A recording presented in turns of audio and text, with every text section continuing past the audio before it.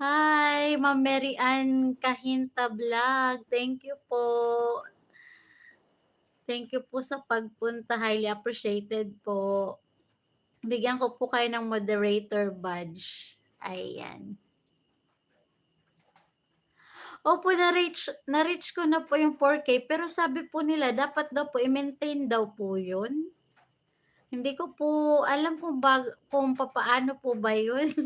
Kasi sabi po nila pagka hindi daw po na-maintain yung 4K watch hour, mamumula daw po siya, yung analytics.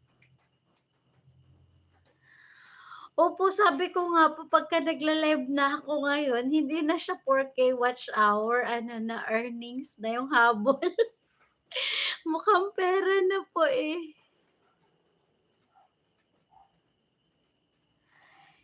Ispragadusoy dog. Thank you for watching. Opo, Ma'am Mary Ann Kahinta Vlog, balikan ko po kayo. Ayan, maraming salamat po.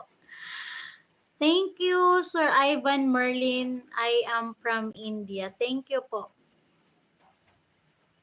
Magpula kung di ka mag-live at mag-upload. Ah.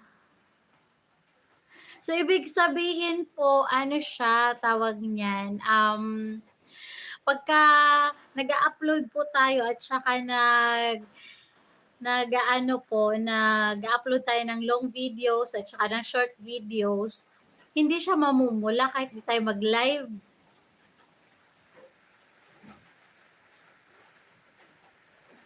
Ayan, lumalakas po yung ulan dito sa amin, pero wala na po yung signal number 1. Umalis na po yung bagyong Leon. Ewan ko po kung anong ano na naman niya.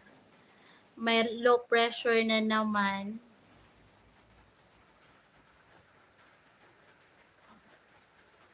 Hindi po bumaha kasi malapit po kami sa ilog. So yung ano po, tubig, diretso po siya sa ilog. Yun, lumalaki lang po yung ilog. Pero safe naman po siya kasi may boundary naman po. May recrap po na matigas na wall. Kaya hindi po siya pumupunta sa kabahayan. Ayun. Ingat po kayo dyan, Sir Ispragadusoy Dog.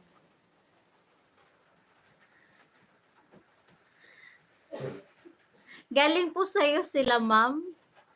Sila Sir Ivan Merlin. Bago po sila. Ayun. Hindi ko pa po sila nalagyan ng moderator badge. Hindi ko pa na-check yung kanilang account. Pero isusulat ko po kasi yung mga pumunta po ngayon para po mabalikan ko po pagkatapos ng aking live bukas. October 31, 2024.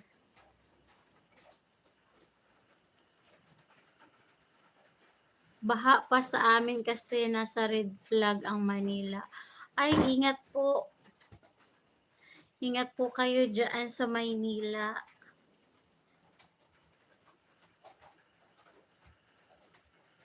Ayan. Sinusulat ko po yung mga pumunta po para mabalikan ko.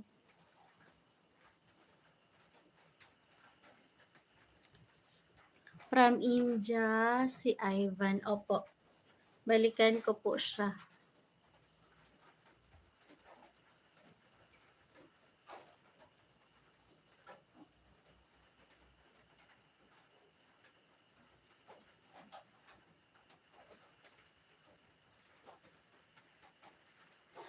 Hello po, Ma'am Jeannie Vlog. Hello everyone, happy Halloween. Hello ma'am, watching from Hong Kong. Wow! Maraming salamat po, highly appreciated. Pag talaga nakakakita ko ng taga-ibang bansa, lumalabas yung dollar sign sa mata ko. Nagiging mukhang pera.